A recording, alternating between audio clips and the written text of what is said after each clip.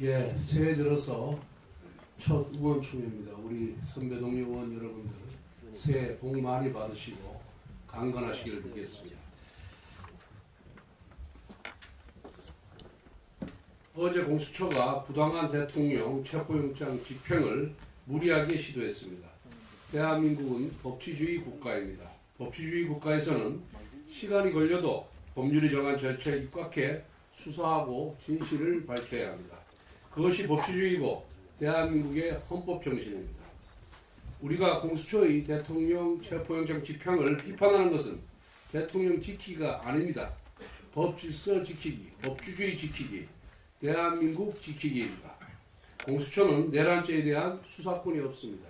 그럼에도 서울 서부지법에 체포영장을 청구하였고 서부지법은 법적 근거 없는 공수처의 내란죄 수사권을 인정해줬습니다. 사법부가 수사체계의 혼선을 부추긴 것입니다.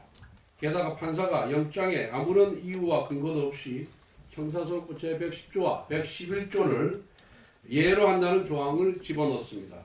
법 위에 판사가 있습니까?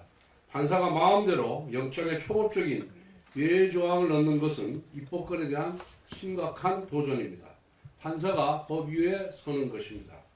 대통령 관저는 1급 군사기밀보호시설구역입니다. 판사가 공수처에 군사기밀보호법 위반을 사실상 종용한 것입니다. 공수처가 초법적인 행동을 저지르자 이제 군과 경찰까지 하극상을 저지르기 시작했습니다. 군경은 경호처장의 협조 요청을 반드시 따라야 하는 것은 아니라는 논리로 경호처장의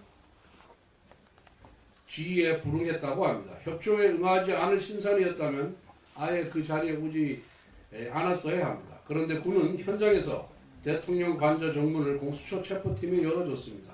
경찰은 대통령 권한대의 협조 지시마저 불응했습니다. 협조 불응을 넘어선 명백한 하극상입니다. 이제 공수처는 한술 더 떠 최상목 대통령 권한대행에게 협조 요청을 강력히 요구하겠다는 무도한 행태까지 보이고 있습니다. 대통령 권한대행에게 명령하듯이 요구하는 것입니다. 지난 4년간 아무런 역할과 기능을 보여주지 못했던 공수처가 이번 기회에 존재의 이유를 과시해 보이겠다며 지극히 정치적인 행태를 보여주고 있습니다. 당장 중단하기 바랍니다. 공수처는 대통령 체포영장 집행을 둘러싼 사회적 혼란과 불행이 더 이상 가중되지 않도록 자중하길 바랍니다. 공수처는 2021년 설립 이후 4년 동안 기소한 사건이 5건에 불과합니다. 이렇게 역량이 떨어지는 공수처가 수사권도 없는 내란죄를 수사하면서 탈법적, 불법적 영장을 받아서 무리하게 대통령 체포를 시도하고 있습니다.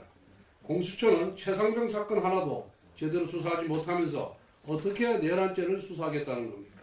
마치 멸치가 고래를 삼키겠다며 달려드는 격입니다. 또한 공수처의 내란죄 수사는 절차와 역량의 문제 이외에 인적 구성이 지극히 편향적입니다. 공수처 비상계엄 태스크포스의 최장우 검사는 법무법인 LKB 출신입니다.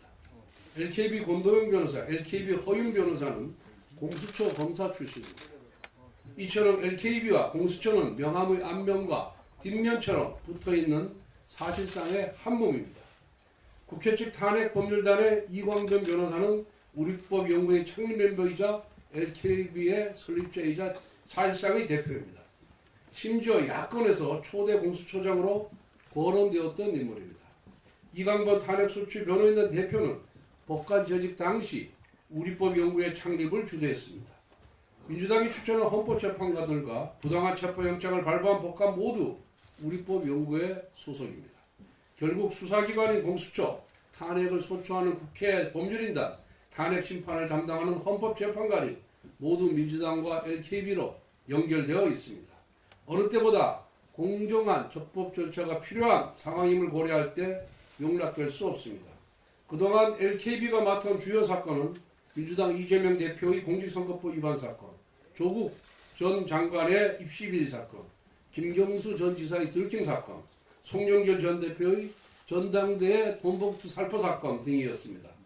이 정도면 민주당 전용 로펌이나 다름이 없습니다. 게다가 김은경 전 환경부 장관의 블랙리스트 사건, 월성원 전 경제성 조작 사건, 이성윤 전 서울고검장이 김학의 불법 출금 수사 중단 애업 사건처럼 문재인 정부의 비리를 전담했던 로펌이기도 합니다. 심지어 문재인 정부 당시 이용구 법무부 차관은 아예 LKB 창립 멤버 출신이었습니다. 공수처가 수사에서 완전히 손을 떼야 하는 이유가 나날이 더해지고 있습니다. LKB 민주당과 삼위일체인 공수처는 국정 혼란을 중단해야 합니다. 즉시 무리한 수사를 중단하고 관련 수사권 일처를 경찰로 이관하십시오. 국회 탄핵소추 대리인단 측에서 탄핵사유에서 형법 위반 즉 내란죄 혐의를 탄핵사유에서 처리하기로 했습니다. 탄핵소추는 204명의 찬성으로 가결된 것입니다. 이것을 수정하는 것은 몇몇 의원들과 변호사들의 밀실 협의로 졸속 결정한 사안이 아닙니다. 국회의 탄핵소추문에 내란이라는 단어가 총 38번이나 들어갑니다. 구체적인 탄핵소추 사유 1번이 내란 범죄 행위입니다. 탄핵소추민 결론의 첫 문장도 피소추자가 내란죄를 저질렀다라고 명시하고 있습니다.